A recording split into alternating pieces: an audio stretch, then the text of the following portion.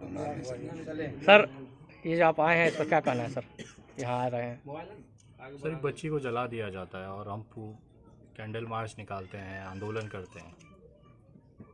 कहना क्या चाहना, मैं कुछ करना चाहता हूँ लेकिन कानून ने हाथ बांध के रखा। मेरा बस चला होता तो उसको वहीं पे जहाँ से सरेंडर किया है ना, जी वहीं से उठा के वही मिट्टी की तेल डाल के उसको एहसास कराता कि देख जलने का मज़ा कैसा होता है। जी बट क्या होता है ना, लॉ एंड ऑर्डर है, हमें भी, हम कानून को मानने वाले लोग हैं इसलिए भरोसा करते हैं और यही कानून वाले धज्जियाँ उड़ाते हैं। लेकिन क्या होता है, एक समय आ जाएगा ना कि हम लोग भी अपना हाथ छोड़ देंगे। अब एक बेटी दो बेटी, हाथरस हुआ, अब यहाँ हो गया, कल को आपके घर पे होगा।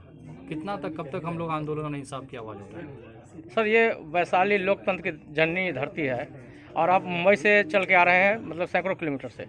आखिर क्या संदेश बिहार में देना चाहते हैं?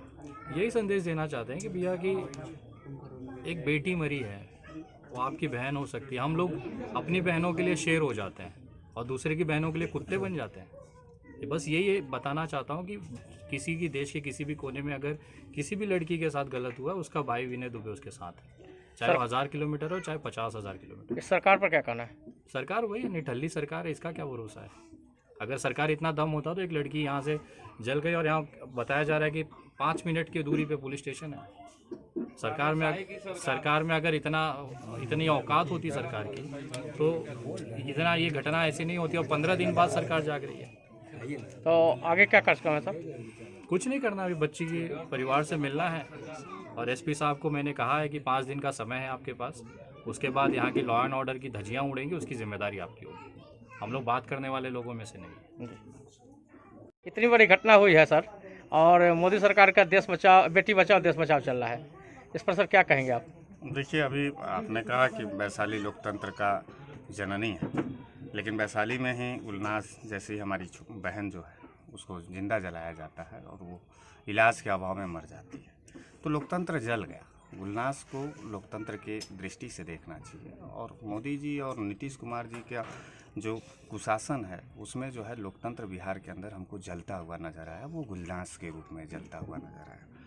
आप समझ सकते हैं, हम लोग यूपी से आए हैं, विनय दुबे जी मुंबई से आए हैं, तमाम सोशल एक्टिविटिस्ट हमारे कुशीनगर से लोग आए हैं।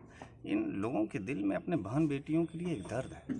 सरकार को हम बड़े मार्मिक रूप से समझाना चाहते हैं कि एक बहन और बेटी जब जलती है तो उसके तड़प को देखने के बाद कोई भी इंसानी प्रवृत्ति का आदमी होता है, उसको दर्द होता है। उस दर्द को महसूस कराने के लिए आए और लगातार हमारे तमाम साथी लोग इस सवाल को उठा रहे हैं कि आखिर कब तक ये गुलनाज जैसी हमारी बहन जो है जलाई जाएंगी सड़कों पर और सरकार और पुलिस प्रशासन जो ही आरोपियों को बचाता रहेगा। सिलेंडर को गिरफ्तारी दिखाया जा रहा है, इसका ये साफ साफ मतलब है कि आरोपियों को सत्ता पक्ष का संरक्षण है।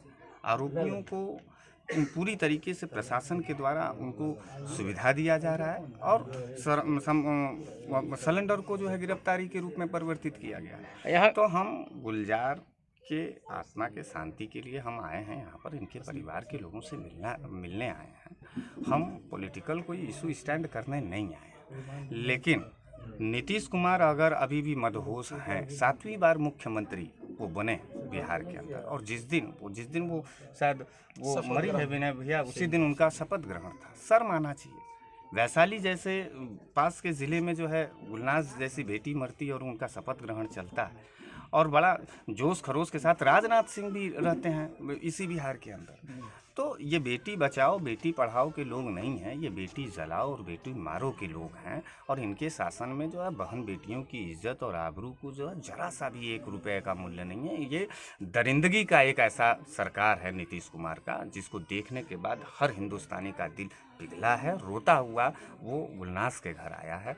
और हम नीतीश कुमार को कहना चाहते हैं कि बहन बेटियों की अगर इज्जत को नहीं बचा सकते हो तो भाई साहब मुख्यमंत्री बनने का लालचीपन काहे को दिखा रहे हो? काम करने वाले को सदन के अंदर रहने दो। निठल्ला बनने के लिए तो तमाम सड़कें हैं, तमाम जो अनाथालय है वहाँ जा कर के रहो। नीतीश बाबू, आपसे बहन बेटियों की इज्जत नहीं संभाली जा रही है और जब बहन बेटियों की इज्जत नहीं संभाली जा रही है तो आपसे बिहार नहीं संभाला जाएगा। तो हम पूरी तरीके से नीतीश कुमार के इस शासन का और इस निर्णय का विरोध करते हैं और पूरी शिद्दत के साथ जो है हम पूरी ताकत लगा करके, हम और विनय दुबे जी तमाम सोशल एक्टिविटिस्ट जो यहाँ पर हैं, हम गुलनाज के परिवार के साथ हैं और उनके परिवार को गुलनाज को न्याय दिलाने के लिए जो है हम पूरी ताकत लगा करके नीतीश कुमार के खिलाफ खड़े हैं और खड़े रहेंगे। स्थानीय डीएसपी पत्रकारों पर धनात्मक कार्रवाई कर रही है, गिरफ्तारी कर रही है, उस पर क्या कहेंगे सर? देखिए, डीएसपी नहीं कर रही है कार्रवाई, नीतीश कुमार कार्रवाई करवा रहे हैं। वो तो पुलिस एक साधन है ना, एक गुंडई कराने का।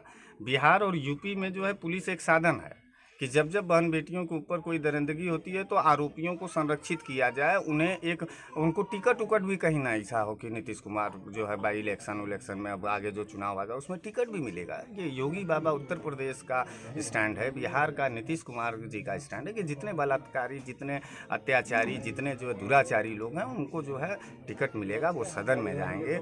ये जनता को समझना होगा कि हमारी बहन बेटियों के साथ यह अत्याचार कब तक चलेगा, और अगर सदन आवारा है तो जनता को सड़कों पर आकर के इस आवारी सरकार को जो है चेताना होगा, न धक्के मार करके सदन से बाहर करना होगा।